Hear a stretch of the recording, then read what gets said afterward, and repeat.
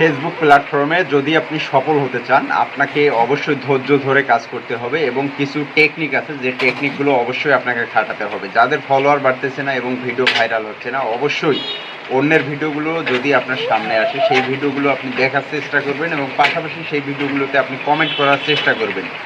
আর আপনি প্রত্যেক দিন যেভাবে ফলোয়ার বাড়াতে পারেন, আমি আপনাদের কিছু টিপস শিখাই দিই। আপনাদের দেখবেন ড্যাশবোর্ড থেকে একটা নোটিফিকেশন দেখা যায়, ওই নোটিফিকেশনে গেলে দেখতে পারবেন আপনি যেগুলো পোস্ট করেছেন আপনাকে ফলো দেয়নি, কিন্তু আপনার পেজটাতে তারা কমেন্ট করেছে বা ওই পোস্টটাতে আপনার লাইক দিয়েছে। তো আপনি চাইলে তাদেরকে প্রত্যেক দিন ইনভাইট করে আপনার পেজে ফলোয়ার বাড়িয়ে নিতে পারেন। যদি আপনি এই কাজগুলো নিয়মিত করতে পারেন তাহলে কিন্তু আপনার ফলোয়ারের কমতি হবে না।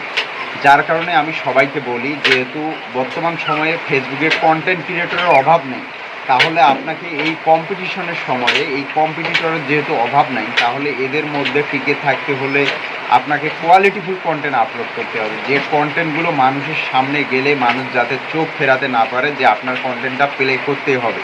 এজন্য আপনি প্রত্যেক দিন যা পারেন যেটাই পারেন কোয়ালিটিফুল কন্টেন্ট তৈরি করেন। আপনি যে বিষয় নিয়ে কাজ করতে চাচ্ছেন এভরিডে সেম বিষয় নিয়ে আপনি ভিডিও মেক করেন, তাহলে লোকজন যারা কন্টেন্ট ক্রিয়েটর আছে, যারা ফেসবুক ইউজার আছে, তারা কিন্তু আপনার ভিডিওটা দেখতে চাবে।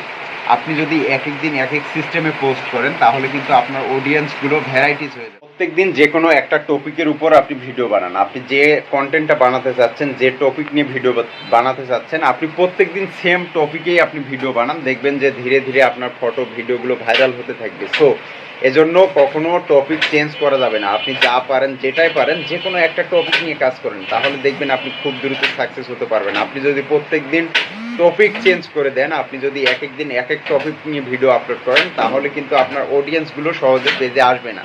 কারণ আপনার যে কোনো সময় একটা ভিডিও যদি ভাইরাল হয়ে যায় তাহলে ওই ধরনের অডিয়েন্স কিন্তু আপনার ওই ভিডিও থেকে হাজার হাজার অডিয়েন্স চলে আসবে, অনেক ফলোয়ার পাবেন।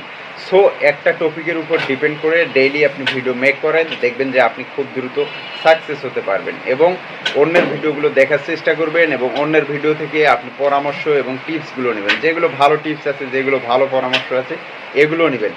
অনেকের পেজে এখনো 20-50 হাজার ফলোয়ার আছে, কিন্তু এখন পর্যন্ত একটা টাকাও ইনকাম করতে পারেনি। কন্টেন্ট মনিটাইজেশনও পাইছে, কিন্তু এখন পর্যন্ত ইনকামও করতে পারেনি।